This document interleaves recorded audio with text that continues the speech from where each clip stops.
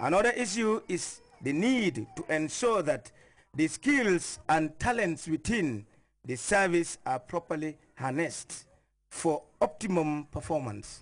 The event was attended by well-wishers and associates of the author, among them Mark Tyros and Rodolph Brown, who flew in from the United States to grace the launching. To become true leaders, as suggested by the writer, one must, for an early stage, cultivate learning, strive to understand society, and inculcate in oneself the spirit of selfless service when working with others. Endorsements of the author's work come from all quarters, including Francis Bayer and Boris Sedi, who encourage students, managers, parents to read the book, for its content can be of great help to readers. This second book, authored by Professor Gomez, provides a framework for leadership success across the globe, as it provides one with the vision needed to approach a mission from a global perspective. Samuel Ba, GRTS. Well, you can also follow that story and other GRTS programs live on our website, which is at www.grts.gm. There you can also monitor GRTS Radio Live. We'll be back with more stories right after this break. Words of inspiration. I really want to go back home and try to follow my dad's footsteps. Events that shape our perspectives. I always say this, Gambia will never stop having peace. Translating dreams into reality.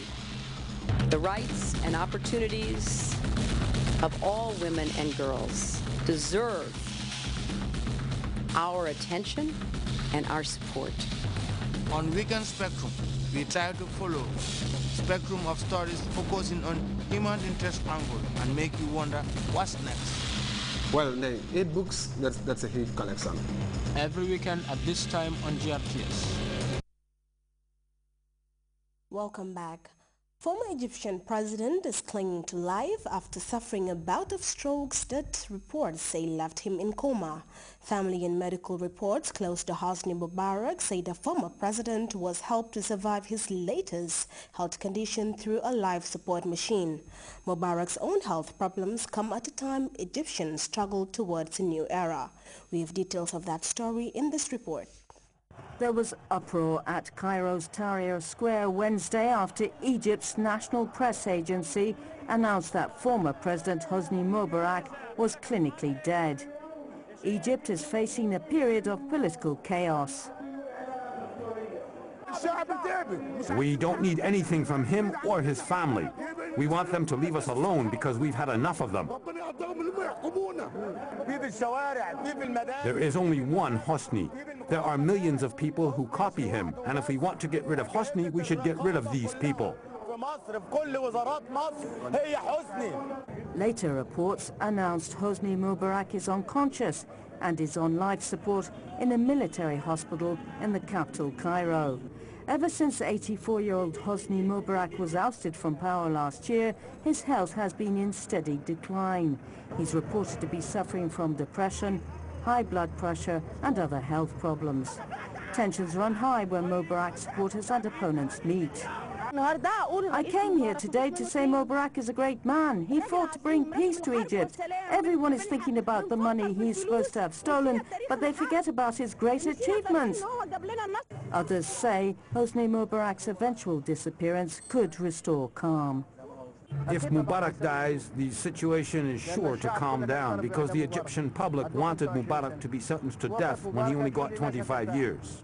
According to newspaper headlines Wednesday, these are the most critical 48 hours in Egypt's history as the country waits for the results of the presidential election. The conflict in Congo's northeast region has strained relations between Kinshasa and Kigali.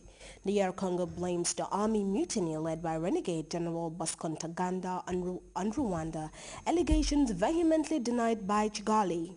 At a recently convened press conference, Rwandan President Paul Kagame categorically denied supporting the North Kivu army mutiny, adding the problem is an internal Congolese crisis.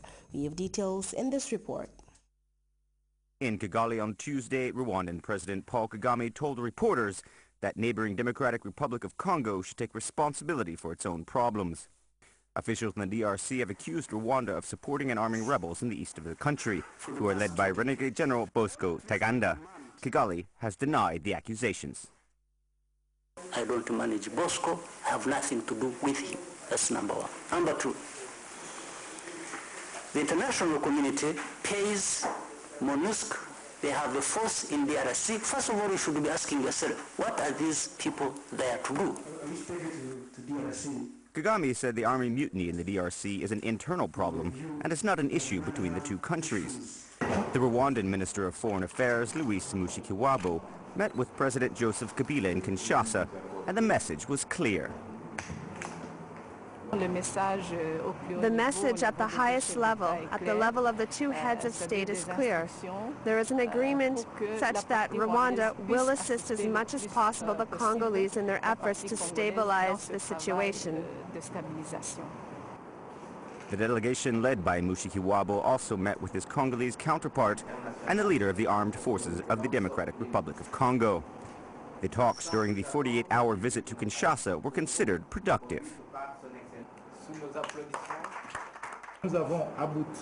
We have reached practical decisions which, when put in place, should contribute to a substantial improvement of the situation on the ground.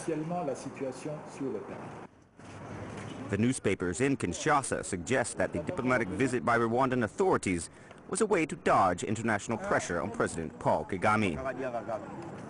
He is facing more and more pressure to cut all ties with the rebels in North Kivu, known as the M23, which the Congolese army is struggling to defeat.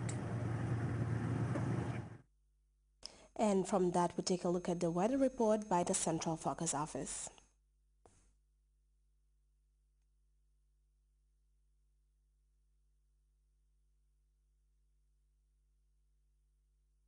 Understanding its sustainability in all aspects of life is easily confirmed. The River Gambia provides nutritious delicacies as food, while it provides its wildlife a balanced ecosystem. This river, as a sanctuary, is committed to its inhabitants' needs without season.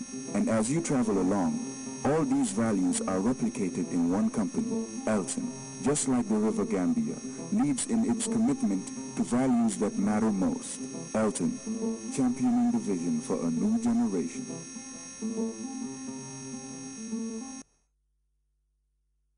Hello there, wonderful viewers. Welcome to the weather segment. First, we begin with the summary followed by the forecast. We experience a warm and partly cloudy atmosphere across the country, and we now take a look at the satellite image to know what prevailed over the rest of Africa. It indicates convective clouds over parts of Gulf of Guinea states, the central and the eastern part.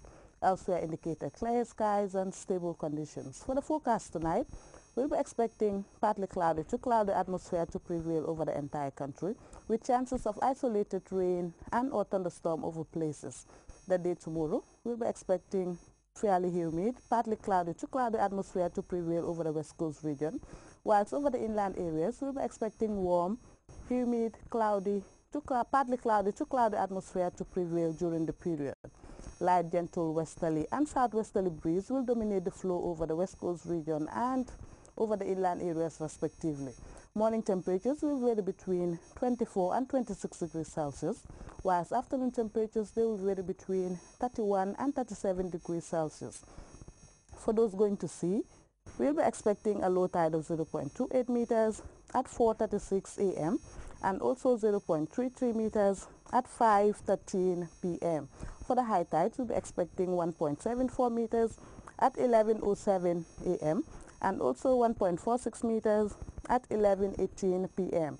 Wave heights will vary between 1 to 2 meters high, and they will be mainly northerly swells.